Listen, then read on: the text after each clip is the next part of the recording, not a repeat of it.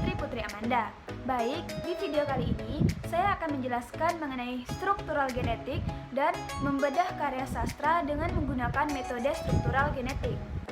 Karya sastra tidak sekedar karya imajinatif dan pribadi, melainkan juga merupakan cerminan suatu budaya. Artinya, sebuah sastra ditulis dan dihasilkan oleh penulis sebagai anggota masyarakat di lingkungannya. Hal itu terlihat dari gambaran karya sastra yang memperlihatkan kehidupan yang telah atau sedang terjadi, bahkan masa depan yang diharapkan oleh masyarakat. Lucian Goldman mencetuskan pandangan strukturalisme genetik sebagai reaksi atas strukturalisme murni. Struktural genetik tidak melepaskan diri dari lingkungan, politik, ekonomi, sosial, historis, pengarang, masyarakat, pendidikan, maupun fenomena kemanusiaan dan unsur luar lainnya yang mempengaruhi lahirnya karya sastra. Secara definitif, strukturalisme genetik adalah analisis struktur dengan memberikan perhatian terhadap asal-usul karya sastra. Secara ringkas, berarti strukturalisme genetik sekaligus memberikan perhatian terhadap analisis intrinsik dan ekstrinsik. Pada prinsipnya, teori ini menganggap karya sastra tidak hanya struktur yang statis dan lahir dengan sendirinya, tetapi juga merupakan hasil strukturasi pemikiran subjek penciptanya yang timbul akibat interaksi antara subjek dengan situasi sosial tertentu. Baik, penelitian strukturalisme genetik mencakup 3 hal. Yang pertama yaitu aspek intrinsik teks sastra, yang kedua yaitu latar belakang pengarangnya, dan yang ketiga latar belakang sosial budaya serta sejarah masyarakatnya.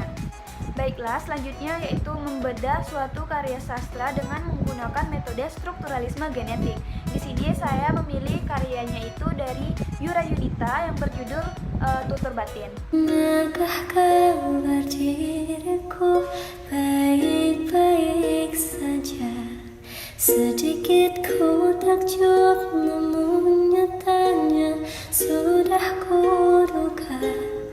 Kau yang kesana kemari, kau anggap aku tak cukup. Semua kesempatan dan langkah ku coba kau tutup. Tutur batinku takkan salah. Silahkan pergi, ku terasa kalah. Namun percayalah, sejauh mana kau mencari, takkan kau temukan yang sebaik ini.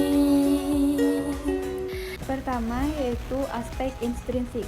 Tema dari lagu yang berjudul Tutur Batin ini ialah Love Yourself, karena tidak semua orang bisa mengerti kita dan menerima kita. Karena itu perlu untuk mencintai diri kita sendiri dan stop untuk menyalahkan diri sendiri.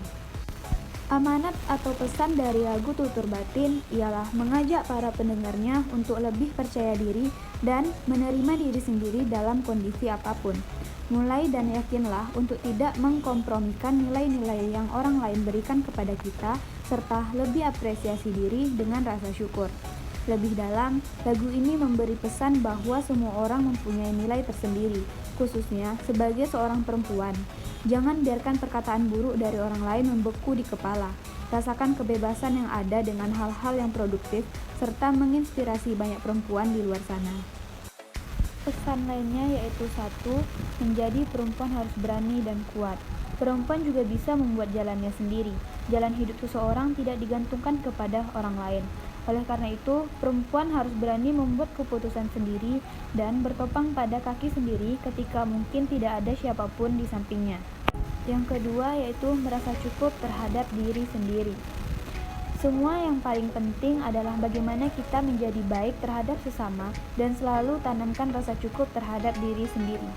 Fisik memang menarik, namun kecantikan yang sesungguhnya adalah yang berasal dari hati. Bagaimana hati kita tumbuh dan menciptakan kehangatan untuk semua orang. Yang ketiga yaitu tidak perlu insecure, perempuan tercipta dengan keunikannya masing-masing.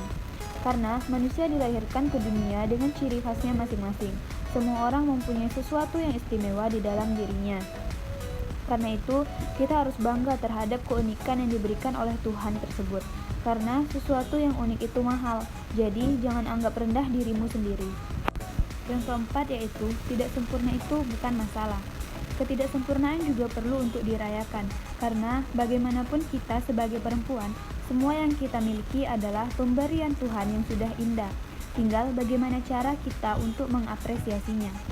Dan yang terakhir, semua perempuan itu berharga. Perempuan bebas untuk mengekspresikan dirinya, entah dalam karir, pendidikan, maupun lingkungan sosial. Tidak perlu takut untuk menjadi diri sendiri, karena seseorang yang benar-benar mencintaimu adalah orang yang menerima dirimu apa adanya.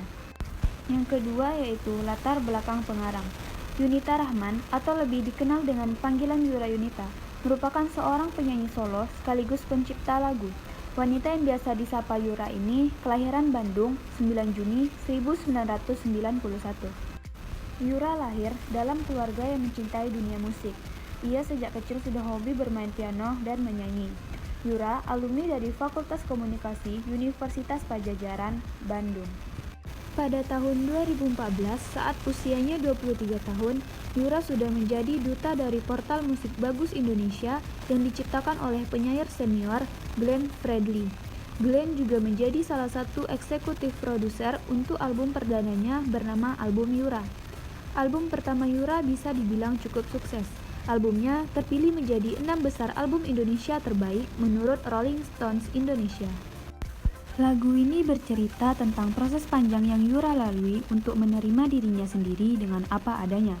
Dari banyaknya tantangan yang dilalui Yura Yunita, belajar bahwa mengejar kesempurnaan memang tidak ada habisnya, sampai adanya perasaan tidak bisa menerima diri apa adanya. Dalam penggarapan lagu Tutur Batin, Yura tengah berada dalam perjalanan untuk menerima dan memaafkan trauma yang dialaminya di masa lalu, di mana ia pernah dibilang enggak sempurna, pendek, tidak punya look yang material in this industry. Hingga akhirnya keputusannya untuk membuka diri secara jujur dalam karya menjadi jalan baginya dalam melakukan penyembuhan batin.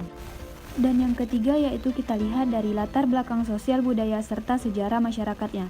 Dalam video musik lagu Tutur Batin merupakan kisah personal yang menceritakan 3 tokoh dengan kisah yang berbeda. Tokoh yang pertama bernama Riana, seorang perempuan yang selalu dibanding-bandingkan dengan saudara kandungnya sehingga membuat dirinya tidak percaya diri. Kemudian, tokoh yang kedua bernama Tata. Ia merupakan seorang perempuan yang mempunyai permasalahan dengan bentuk tubuhnya sehingga membuat dirinya merasa tidak dianggap dan tidak diterima di lingkungan pertemanannya. Tokoh yang ketiga bernama Muti, seorang perempuan yang sering mendapatkan kekerasan dalam rumah tangga oleh suaminya dan mencoba berani berbicara untuk menjadi wanita tangguh demi anak gadisnya. Ketiga kisah tersebut merupakan sebagian masalah yang sering dirasakan oleh sejumlah perempuan dimanapun, baik di kota maupun di desa, dan tidak akan ada habisnya. Salah satu masalah ketidakpercayaan diri karena adanya standar kecantikan fisik perempuan yang kerap kali dituntut sempurna dalam kehidupan sosial. Selain itu, rasa sering insecure yang dirasakan oleh para wanita karena dunia sekitar seakan-akan tidak mendukungnya. Rasa insecure ini dapat berupa yaitu contohnya seperti seorang yang tidak percaya diri bahwa dia merasa kulitnya itu hitam, badannya gendut, mukanya berjerawat, merasa kondisi fisiknya itu tidak sempurna. Kondisi dari sosial dan masyarakat inilah yang mempengaruhi Yura dalam menciptakan karyanya. Perjalanan yang melewati pertemuan, kehilangan, penyangkalan, amarah, depresi, hingga proses healing, menerima semua yang terjadi dan merayakan semua proses kehidupan. Baik, sekian penjelasan mengenai strukturalisme genetik dari saya. Jika ada kekurangan dan kesalahan, mohon dimaafkan, dan semoga video ini bermanfaat bagi kita semua. Sampai jumpa di video selanjutnya. Bye-bye. Wassalamualaikum warahmatullahi wabarakatuh.